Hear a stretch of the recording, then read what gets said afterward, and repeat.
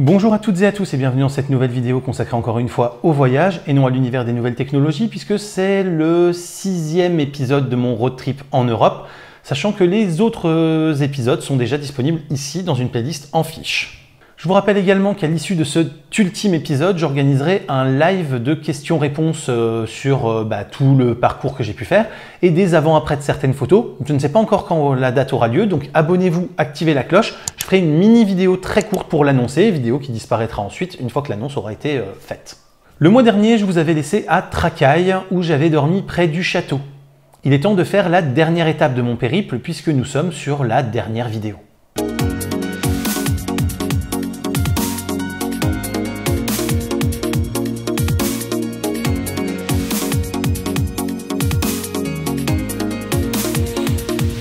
Après ma nuit sur le parking près du château de Trakai, je suis réveillé à 6 h du matin par un couperbe thermique non loin de moi. Le site est très joli avec ce château au milieu de l'eau, mais en allant jusqu'à la porte, j'ai confirmation que le site est interdit aux chiens, info que je n'avais pas réussi à trouver sur leur site web en préparant mon voyage. Il est 6 h 30 du mat, le château n'ouvrira que, quoi qu'il arrive, à 10 h. Ça laisse quand même beaucoup de temps à attendre. Je décide donc de voler un peu et le drone me fait très peur. La nacelle réagit bizarrement avec de très gros à-coups. Malgré un redémarrage et les contrôles qu'il convient de faire dans ce genre de cas, est-ce que les élastiques sont bien présents et en bon état? Est-ce que la nacelle est bien fixée? On réinitialise un peu la nacelle en vérifiant que rien n'entrave les mouvements, etc. Rien n'y fait. J'essaye donc de faire mes images tant bien que mal en tenant compte de ces réactions un peu bizarres pour adapter mes courbes et mes trajectoires de vol. Je fais aussi un tour à l'extérieur pour admirer un peu cette incroyable bâtisse faite de briques.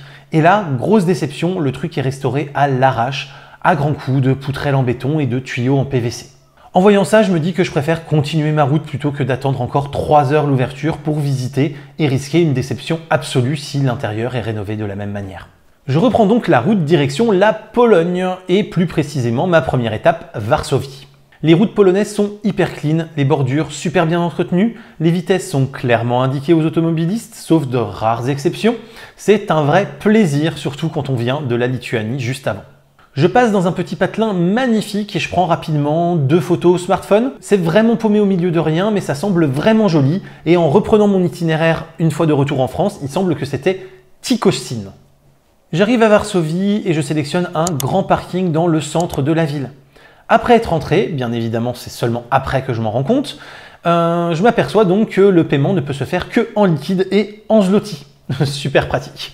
Je décide donc de parcourir la ville à pied jusqu'à la vieille ville et je me dis que si je trouve un distributeur, eh bien je retirerai en priant pour que ça ne me coûte pas un bras. Le pire c'est que sur le chemin, je m'aperçois que de 1, il y a plein de places partout pour se garer. De 2, que toutes ces places-là ont des parcs-mètres qui prennent tous la carte bleue. Bref, je suis totalement blasé sur 20. Et surtout, je commence à flipper car je n'aperçois aucun distributeur pour retirer. Et si je ne trouve pas de distributeur, ça va être folklore d'avoir du liquide pour payer et pouvoir sortir la voiture. À 500 mètres de la vieille ville, construite à l'identique sous la direction de l'architecte Jan Zawatowicz, je trouve enfin un distributeur. En le voyant, aussi surélevé, et moi étant à peine assez grand malgré être monté sur la margelle et alors que je mesure 1,86 m, je ne peux pas m'empêcher de penser à Dora la Junkie. Et si tu es handicapé, tu ne peux pas le faire. Si tu es handicapé, tu ne peux pas le faire. Et me voilà à me marrer tout seul comme un con devant ce distributeur. Mais la rigolade va vite s'arrêter. Je fais mon retrait et pour seulement 90 zloty, soit environ 20 € quand j'ajoute les légers frais de N26 et les frais par le distributeur, ça m'a coûté 32 €. Oui, vous avez bien calculé. Ça me fait 60 € de frais sur mon retrait. Et là, je suis blasé sur 20 puissance 1000, quoi. Vraiment, je suis absolument dégoûté. Mais c'est pas fini, puisque à peine 500 mètres plus loin, lorsque j'arrive vraiment sur le quartier de la vieille ville, il y a en fait plein de boutiques avec des gros panneaux lumineux qui marquent qu'ils font du change sans frais. It was at this moment Jackson knew. He fucked up. Et là donc je me retrouve blasé sur 20 puissance infinie, je vous le dis clairement, parce que je me suis pété 60 % de frais, alors que j'aurais pu faire mon change gratuitement dans la première boutique du coin. Après, je positive en me disant que j'ai retiré que 20 balles, et bon, ça m'aide à digérer la pilule, mais sur le principe quand même, elle reste un peu coincée là. La vieille ville est vraiment très jolie et très chouette, et je profite en plus d'une météo extrêmement clémente. Le reste de ce que je vois de la ville est quant à lui vraiment en mode architecture soviétique, même si on sent qu'elle se développe à grande vitesse avec beaucoup de bâtiments plus actuels, plus modernes, qui se mêlent à cet héritage de l'ex-URSS. Quand je dis vraiment très ex-soviétique, c'est ces bâtiments tout droits, tout carrés, très utilitaires en fait. Après ce joli tour dans Varsovie et l'achat de quelques souvenirs, je repars en direction de Cracovie. Sur la route, je passe dans une zone commerciale qui me fait limite croire que je me suis téléporté directement en France. Il y a un Intermarché, un Bricomarché, un Castorama, un Leroy Merlin, un Auchan ou encore un Décathlon. Bref, en plus on ne voit absolument que ces enseignes-là énormes avec des gros panneaux, etc. À tel point que ça éclipse totalement tout le reste. Petite pensée également pour mon pote Jonas, le coupin, en voyant des camions Amazon sur la route. Ça m'a vraiment forcément fait penser à lui. Je me trouve un petit chemin calme à 25 minutes de Cracovie pour dormir, un peu reculé, caché derrière des arbres pour être tout à fait tranquille pour la nuit. Ah, et vous vous souvenez au passage de la reine Pokémon qui était prise depuis 400 à 800 jours ? Eh ben j'ai été éjecté ce soir-là après seulement 41 heures de possession d'arène. Sur Cracovie, le lendemain, je me dis une nouvelle fois que j'aurais dû trouver à dormir sur place ou très proche, car la circulation c'est un truc de dingue. J'arrive quand même finalement à trouver un parking pas cher, à payer en liquide, mais avec une personne à l'accueil pour simplifier, et qui prend les zlotys ou les euros au choix. Ça, franchement, j'avoue que ça m'arrange. Il est à peine 10 minutes à pied de la grande place du quartier ancien, donc il est vraiment extrêmement bien placé. Je fais donc un tour au petit matin dans la vieille ville, mais même si elle est très jolie, ça reste une ville, et j'ai rapidement la sensation d'avoir fait le tour, si je puis dire. Même si je sais très bien que ce n'est jamais le cas quand je suis en ville. Mais voilà, c'est comme ça. Quand je suis dans un parc naturel, je peux marcher des heures et être très content. Quand je suis en ville, j'ai tendance à accélérer les choses, à pas y trouver mon compte. Je repars donc en direction de la mine de sel de Wieliczka. Là, au regard du grand soleil, je me dis que ça va être compliqué de laisser Ostara dans la voiture. Dommage parce que c'est un autre copain, Mathieu, qui m'a dit que le site était absolument exceptionnel et qu'il ne fallait surtout pas le manquer. Je vais donc quand même prendre quelques informations, histoire de savoir un peu comment ça se passe, et là j'apprends que, contrairement aux infos recueillies sur le site web avant mon départ, il y a bien une visite guidée en français à 13 h ce jour-là. Je retourne donc à la voiture avec Ostara en me demandant si je prends ou non le risque de l'y laisser. Je m'enferme avec elle à l'intérieur en me disant que j'ai quelques heures pour voir si le soleil tape suffisamment fort pour faire monter ou non la température, parce qu'il fait grand soleil mais très frais. Et donc je ne sais pas trop ce que ça va donner. Et comme il est 10 h, je me dis que ça me laisse quelques heures pour me rendre compte. Mais là pour le coup, le karma va jouer en ma faveur, puisque le ciel se couvre de plus en plus, abaissant énormément la température et l'ensoleillement, et mes applis météo m'indiquent toutes que ça devrait rester ainsi pour la journée. La température à l'intérieur de la voiture reste donc globalement largement acceptable, même pour moi qui est tout le temps très chaud très vite, et donc je décide de faire la visite de la mine de sel. Et effectivement, quand je suis revenu, la voiture était fraîche, ce qui m'a conforté dans mon choix. Ostara allait parfaitement bien. La mine est effectivement incroyable et Mathieu, sur ce point, avait raison. Le début de la visite se fait en descendant un escalier sur 64 mètres, mais suspendu au-dessus d'un puits qui, lui, fait 240 mètres de profondeur. La visite nous fera ensuite parcourir diverses galeries, voir les mises en scène et les immenses salles, et descendre jusqu'au plus bas à 160 mètres de profondeur. Toutes les zones creusées que l'on visite le sont parce que les gens ont suivi les filons de sel, présents à une concentration de plus de 90% et 100% comestibles. Aujourd'hui, seul le sel liquide est encore exploité, c'est-à-dire que l'eau ultra salée qui s'infiltre par endroits est pompée et récupérée pour créer le sel qui sera vendu dans les boutiques souvenirs du coin. Le guide nous explique que les bêtes qui étaient descendues passaient alors leur vie entière dans la mine pour aider les hommes à son exploitation. On nous explique aussi comment ils s'y prenaient pour ne pas avoir d'explosion avec les gaz et comment aujourd'hui la mine est ultra ventilée pour que nous soyons en toute sécurité. Et en termes de sécurité, justement, on voit bien à de nombreux endroits comment le tout a été ultra consolidé pour limiter les risques au maximum. Dans les lacs souterrains que l'on croisera lors de la visite, l'eau contient de 300 à 400 grammes de sel par litre, ce qui fait qu'elle est totalement saturée. À titre de comparaison, même la mer Morte a une concentration autour de 250 à 280 grammes par litre d'eau. Les lacs les plus profonds font jusqu'à 9 mètres. Certaines salles sont vraiment immenses, on y ferait tenir des petits immeubles d'habitation sans aucun souci, c'est tout bonnement incroyable. Le guide nous disait qu'on estime que la mine compte environ 300 km de galeries, mais bien sûr, vous vous en doutez, on n'en a vu qu'une toute petite partie. À son pic d'activité, la mine produisait jusqu'à 300 000 tonnes de sel par an et couvrait la quasi-totalité des besoins de l'ensemble de l'Europe continentale. Après 2 heures de visite, le guide nous explique qu'il nous donne, si l'on le souhaite, rendez-vous dans 20 minutes pour 1 heure supplémentaire dans le musée de la mine. Mais ce connard, il n'y a pas d'autre mot, est parti avec 4 personnes du groupe, avec 10 minutes d'avance, sans m'attendre, alors que je lui avais bien dit que je voulais faire la seconde partie de la visite. Je vous le cache pas, j'étais quand même assez dégoûté. Si la descente dans la mine s'est faite à pied, la remontée se fait quant à elle directement en monte-charge, et ce sont les mêmes monte-charges que les mineurs utilisaient quand la mine était en activité. J'avoue que c'est à la fois un petit peu effrayant et très sympa. Je fais ensuite une halte à Wrocław, qui est là encore une très jolie ville. Mais bon, encore une fois, ça reste une ville et j'ai donc rapidement repris la route pour l'Allemagne. À peine la frontière passée, je me retrouve sur une portion d'autoroute no limit et je roule donc vite. Donc vite, après c'est très relatif, hein. Avec le Kangoo je suis à 160 km/h avec le truc tout tremblant, mais bon ça me permet de tracer. Sauf que dans mon rétro, je vois une grosse Audi qui arrive pleine balle. Donc comme ça se fait de coutume, puisque malgré des autoroutes no limit, on est sur seulement 2 voies, je me remets sur la file de droite pour la laisser passer. Là, elle me passe devant. Elle freine, elle se rabat juste devant moi à l'arrache. Donc là, je me dis, putain, mais c'est qui ce fou? Et là, il y a un petit panneau qui se lève avec marqué « Police Follow ». Et là, je me dis, oh putain, qu'est-ce qui se passe? Là, j'ai tout qui me passe par la tête, hein, mais essentiellement le fait que j'étais peut-être pas sur une portion no limit comme je l'avais pensé, ou j'ai pas vu le panneau de fin de no limit, et donc je vais me prendre une méga amende, voire me faire immobiliser le véhicule, parce que autant vous pouvez rouler très vite sur les portions no limit, autant ils sont ultra rigoureux sur tout le reste. Donc là, déjà, ils me demandent de les suivre, donc on sort. Pour être sûr que je puisse bien les suivre, on attend qu'on ait largement de quoi s'engager à 2 voitures, ce qui fait qu'on passe 6 minutes à attendre sur l'échangeur parce qu'il y a un peu de circulation. Moi, là, je suis derrière en train de m'énerver en me disant que de toute façon, le mec, il peut passer, que je vais pas lui faire faux bon, il a ma plaque, j'ai un putain de Kangoo qui dépasse pas les 160, il a une putain de RS6. Enfin, à un moment, c'est bon, quoi. Même si je voulais me faire la malle, il me rattrape easy baby, quoi. Et il m'emmène dans une station-service un peu plus loin, en dehors de l'autoroute.